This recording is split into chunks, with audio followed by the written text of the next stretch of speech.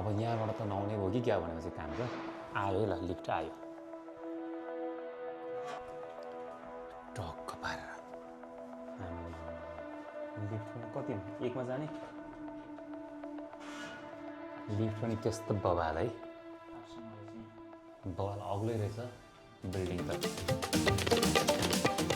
Hello साथी मित्रहरू स्वागत छ आजको नयाँ भ्लगमा तपाईहरुलाई र यतिखेर कम्पनी बन्द छ पुरै मस्त काम चल्नु पर्ने कामै छैन काम नभएपछि डुल्यो खायो बस्यो अब काम केही पनि छैन कान्छा रेडी हुँदैछ कान्छा जाउँ बस आउँदैछ क्या है उमाथि हेर्नु न कस्तो चराको गुणहरू है यहाँ यो रुखको टुप्पो टुप्पोतिर त्यो अहिले काम नभएपछि अब के गर्ने काम छैन अब घुम्यो खायो हत्कुनखेर सुट नेपालतिर पो जानुपर्छ कि भन्ने पनि सोच गरेको छु तर आज चाहिँ हामी के गर्नेछौँ भन्दाखेरि कान्छाको यहाँ जब सेन्टरमा जानु पर्यो जब सेन्टरमा गएर बुझ्नु पर्यो कहिलेसम्ममा काम मिल्छ कहाँ जाने हो कहाँ के गर्ने हो सँगसँगै आज चाहिँ हामी यसो हल्का फुल्का हैन जोक्षिवन बजार घुमेर आउँछौँ र अब केही पनि छैन काम छैन काम नभएपछि त बिन्दास भयो नि त बिन्दास भएपछि उफ्रिने कुद्ने रमाउने ओहो यस्तो टाइम त मिल्दैन है कान्छा लु जाउँ दौडिनुपर्छ हौ दौडिनुपर्छ हिजोकै प्यान्ट हिजोकै लुगा लगाएको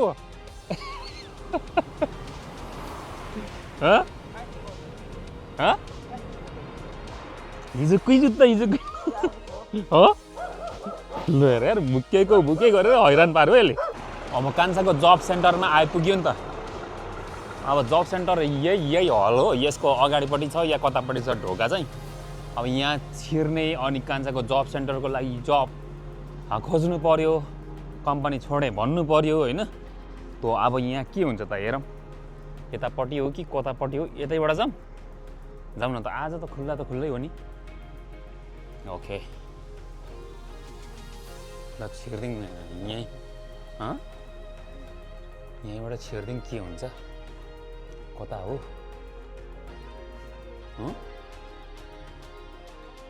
ल के भन्यो त अब अर्कैतिर पठायो अब यहाँबाट त नआउने भयो कि क्या भनेपछि काम छ आयो है ल लिफ्ट आयो टक्क पारेर लिफ्ट कति एकमा जाने लिफ्ट पनि त्यस्तो बवाल है बवाल अग्लै रहेछ बिल्डिङ त अनि त्यहाँ एकचोटि फोन गरेर बुझ्नु नि जानुभन्दा पहिला एकचोटि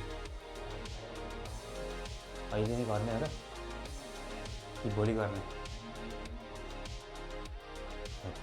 काम छोड्नु पनि गाह्रो छ हौ यार होइन कोरियनहरूको लागि मात्रै होला हौ धेरै त नि ल यार अब त्यो जब सेन्टरमा भन्दा पनि अब थेजनमै कल गरेर बुझ्नु पर्ने भयो त्यति सजिलो त कहाँ हुँदो रहेछ हुँदैन नि यार त्यहाँ फोन गर्ने कान्छाले अनि बुझ्ने है अब कहाँ बसौँ त एक ठाउँ यता कता बसौँ हौ ल एक ठाउँ ल काम पनि खोजियो काम पनि भेटिएन केही पनि भएन क्या यहाँबाट त हुँदै भएन कान्छा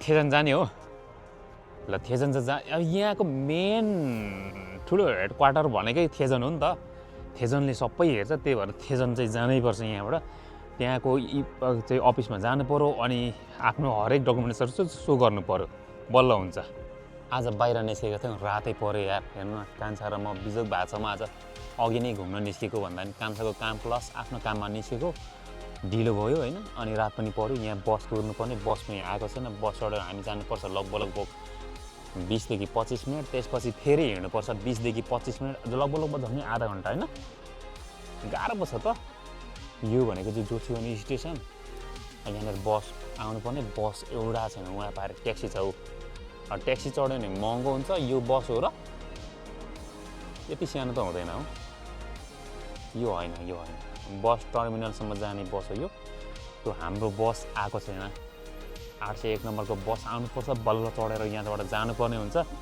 राति भइसक्यो होइन 7:30-8 बज्नु लागिसक्यो आज कस्तो देखिएको छ त होइन यहाँ हेर्नु न मान्छेहरू यति खासै मान्छेहरू हुँदैन यहाँ ट्रेन आयो भने चाहिँ मान्छे यति हुरुहरू आउँछ कि यहाँबाट हुरुरुरु आएर यहाँ बस्छन् क्या फेरि खै कता हो यार हाम्रो बस त आउँदैन त।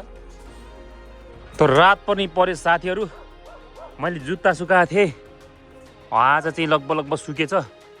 अब यति नै गर्नुपर्ने हुन्छ किनकि आज निस्केको होइन अघि नै, अहिलेसम्म यार के गर्ने यार, यस्तै हुन्छ क्या। आज खासमा कान्छाको काममा निस्केको, अनि कान्छाको काम गएर आउँदाखेरि त यतिखेर भइसक्यो होइन, के गर्ने र। अब मैले अहिलेसम्म केही पनि किनेको पनि छैन होइन, के मेरो झोलाहरू तयार पार्नुपर्ने सामान झोले यार।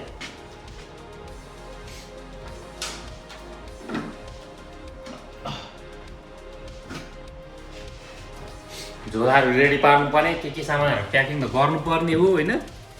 तर अब केही पनि गरेको छैन यार, यस्तै छ। अब फिक्स पनि नभएर यस्तो भएको खासमा चाहिँ होइन। अब जुत्ता चाहिँ लगभग सुकेछ। अब यति सुकेपछि यसलाई व्यवस्था गर्नुपर्छ। यो चाहिँ अब लाए पनि नलाए पनि सफा गरेर धोएर राख्नु त पर्यो। नेपाल पनि जानुपर्ने जस्तो छ होइन। अब यस्तो छ, तपाईँको अहिलेसम्म कम्पनीले अल्लमल्ल बनाएको थियो नि त, र अल्लमल्ल बनाएको छ, कामसाम छैन।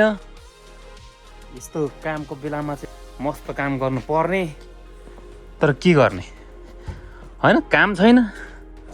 काम नभएपछि के गर्ने त। अब घुम्यो डुल्यो आयो खायो, यस्तो छ यार। ओहो ल, आज त यत्तिकै टाइम गयो नि त हौ, यत्तिकै टाइम गयो। दौडिँदै आएको अहिले कस्तो गाह्रो भयो त। यो दौडिने बानी नभएपछि चाहिँ यस्तै हुन्छ क्या होइन। रात पनि पऱ्यो साथीहरू, के गर्ने त। खानेकुरा मस्त खाएर सिद्ध्याउनु पर्ने यत्रो छ सामानहरू। अब यहाँ पनि छ फेरि अन्डाहरू, जुसहरू छ खाइसक्नु पर्ने चाहिँ। त्यसको साथमा यो फ्रिजमा फेरि यसमा पनि छ माथिबाट अब उब्रेको मिटहरू, अनि यसमा पनि छ फेरि सागसब्जी प्लस सागसब्जी, एबिसी जुसहरू पनि छ क्या फेरि। अब त्यो खाइसक्नु पर्ने हुन्छ अब 3 देखि 4 दिनभित्रमा। अब त्यसपछि त अब कान्छा पनि जान्छ, अनि म पनि कता, सबै बन्द क्या। त्यस्तो छ अवस्था साथीहरू। अहिले धेरै पछि समस्या आएपछि यस्तो भएको छ अहिलेको कम्पनीमा। यो कम्पनीमा धेरै पछि यस्तो समस्या आयो। अहिले आजसम्म यस्तो समस्या कहिले पनि आएको थिएन क्या। अनि यस्तो समस्या आएको थिएन, यो साल चाहिँ बहुतै खतरनाक समस्या आयो। त्यो समस्यासँग जुधिरहेछ है। काम त नभए पनि अब यसलाई मेन्टेन गर्नुको लागि कि बस्नै पर्ने भयो कि कता के गर्नुपर्ने हो त। हामी त अब एकछिन बस्नु पर्ने नै भयो नि। गेट खुल्ला छैन, गेट लगाइरहेको छ।